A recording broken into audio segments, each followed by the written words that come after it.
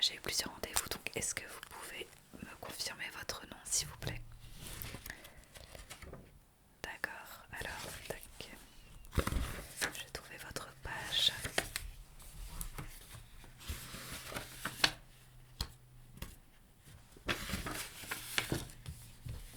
Hop, voilà.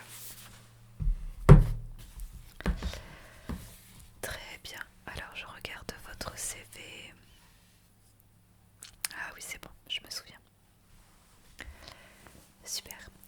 Alors, je vais enregistrer cet entretien pour des raisons confidentielles, mais voilà, tous les entretiens sont enregistrés. Oui, donc je vais lancer. Hop, je le pose ici. Et ça tourne très bien. Alors, est-ce que vous pouvez me dire votre nom, prénom et votre date de naissance, s'il vous plaît? Ok, très bien. Comment avez-vous été mis en contact avec Jurassic Park?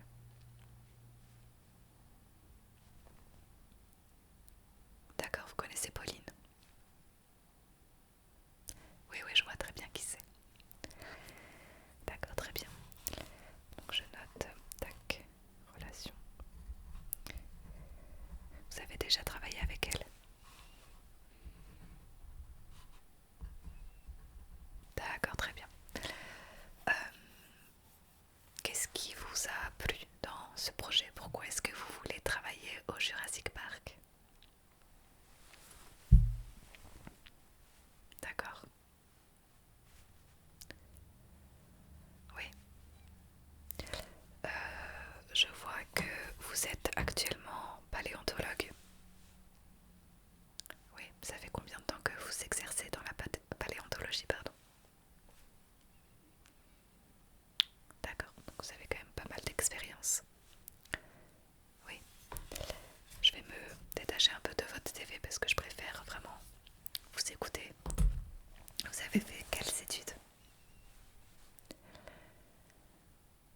D'accord. Vous avez déjà travaillé dans un laboratoire de recherche? Oui, parce que du coup, pour travailler dans le laboratoire, la paléontologie ne suffira pas. Il faut vraiment être au point sur l'ADN. Ouais, d'accord. Vous avez travaillé pour qui? Ok, très bien.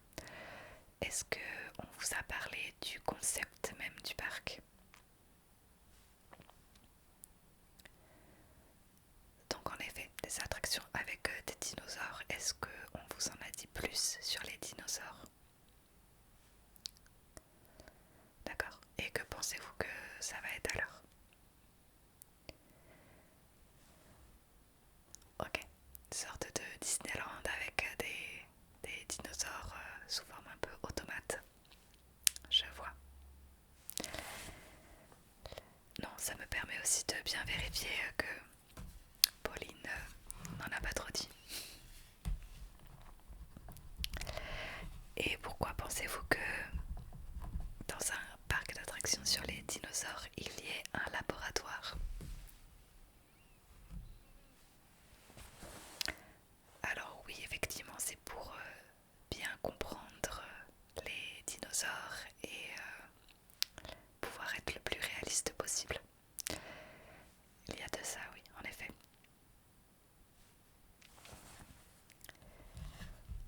Bien. Quelles sont vos trois plus grandes qualités?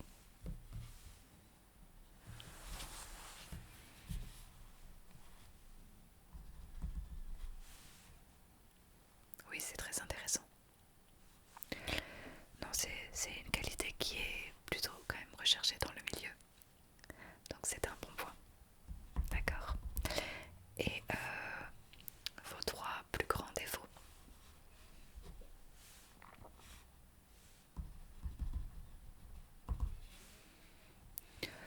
Oui, après c'est vrai que on va dire que ça peut être un défaut sur le plan personnel parce qu'on se met trop de pression. Mais finalement sur le plan professionnel pour les patrons,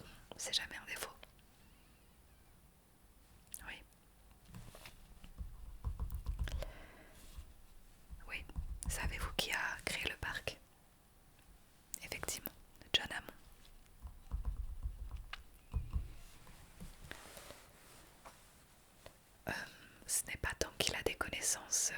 C'est juste que quand on a de l'argent et qu'on est milliardaire, on peut faire un peu tout et que sa passion pour les dinosaures et tout ce qui est impossible à réaliser a pris le dessus et c'est comme ça qu'est né Jurassic Park. Bien.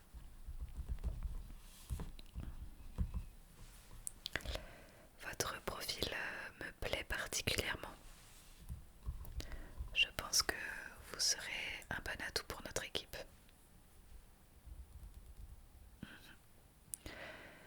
Je vais vous faire signer. Alors, rien n'est sûr encore parce que j'ai encore 3 autres candidats à voir après vous. Toutefois, pour vous embaucher, il faut que vous soyez au courant de ce qui se passe réellement. Et pour ça, il va falloir signer un dossier de confidentialité. C'est-à-dire que tout ce qui concerne Jurassic Park reste à Jurassic Park et que si jamais vous n'obtenez pas le poste ou que, après ce que je vais vous révéler, vous n'avez plus envie de ce poste, vous ne devez en parler à personne sous peine d'être poursuivi. Bien. Alors, je vais vous passer mon stylo. Et hop, voilà la feuille à signer. Je vous laisse le temps de lire.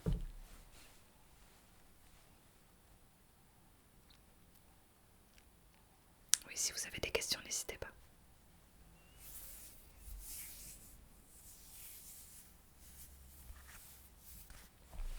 Hop, super. Je mets ça de côté. Alors, en effet, notre objectif est de rendre ce parc le plus naturel, cohérent et réaliste possible. Si après tout ce que je vais vous dire, ça vous intéresse toujours de travailler en tant que chercheur à Jurassic Park, l'un de mes collègues vous fera un tour du circuit pour que vous puissiez voir de vos propres yeux. Eh bien, si. En fait, c'est le cas. Vous plaisantez là-dessus, mais c'est ce qu'on a fait. Nous avons réussi à recréer des dinosaures vivants de plusieurs espèces. Des vrais dinosaures, oui. Bien sûr. Eh bien, nos paléontologues et chercheurs sur place ont trouvé un moustique fossilisé. Oui, il était dans une pierre d'ambre. Exactement. Et donc, nous avons récupéré des échantillons d'ADN dans ce moustique. Et on a répliqué le matériel génétique trouvé à l'intérieur pour pouvoir créer des dinosaures. Non, ce n'est pas une blague. Et bien en fait, l'ADN de ces échantillons a été mélangé avec celui d'une grenouille pour pouvoir combler les séquences manquantes de ce code génétique. Et oui, ça a fonctionné. Oui, il y a plusieurs espèces que l'on a pu recréer. Eh bien, vous verrez par vous-même. Oui, lors de la visite, si ça vous intéresse toujours. Eh bien, du coup, il s'agit d'un parcours dans des voitures électriques. Et oui, c'est comme dans un parc d'attractions. Seulement, de chaque côté du parcours, il y a d'immenses barrières, bien entendu, pour la sécurité des futurs clients. Et il y a des différentes zones avec différentes espèces de dinosaures. Donc nous avons mis ensemble les espèces qui pouvaient cohabiter.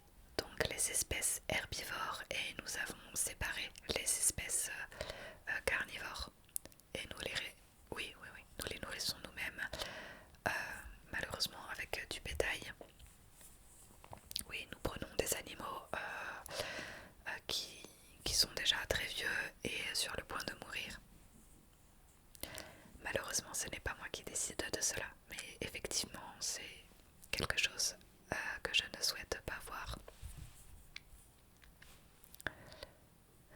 Eh bien, pour éviter les naissances non désirées, on contrôle la température lors de l'incubation des œufs. Oui, ça nous permet de du coup pouvoir reproduire exclusivement des dinosaures femelles. Exactement. Parce que si nous mettons des mâles et des femelles, il y aura des naissances et le parc est tellement grand qu'on ne pourra pas forcément tout référencer. Donc on a un contrôle absolu là-dessus et on ne fait que des femelles. Exactement. Alors, nous, notre métier, c'est de continuer à pousser la recherche pour pouvoir étendre la création de dinosaures à d'autres espèces. Donc, nous essayons de faire d'autres mélanges. Voilà, nous avons reproduit en plusieurs échantillons l'ADN du moustique. Voilà. Ouais, donc ça, on a réussi à le cloner, donc on en a plusieurs. Et on essaye de, voilà, de tout simplement de créer d'autres espèces. Oui, il y a un centre, effectivement, la couveuse, on l'appelle, avec les œufs de dinosaures. Donc là aussi, comme je vous le disais, on fait attention à la température pour ne faire que des femelles. Et on s'occupe de l'œuf de A à Z et ensuite de la naissance et de la mise en liberté, on va dire, dans le parc. Oui, il y a des vétérinaires du coup très expérimentés qui se sont formés, on va dire, et qui continuent à se former, étant donné qu'ils n'ont jamais pu pratiquer sur un dinosaure. Donc souvent c'est des vétérinaires spécialisés dans les reptiles et les oiseaux. Et donc voilà, ils s'entraînent, on va dire, sur le terrain à soigner nos dinosaures lorsqu'ils sont malades ou lorsqu'ils sont blessés. Et ça nous permet d'étayer notre recherche et d'en savoir vraiment plus sur l'espèce. C'est tout à fait ça.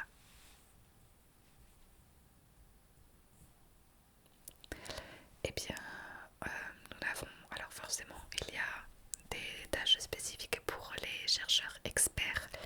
Après, il y a les chercheurs vacants, c'est-à-dire que on a plusieurs compétences, mais pas forcément en expertise.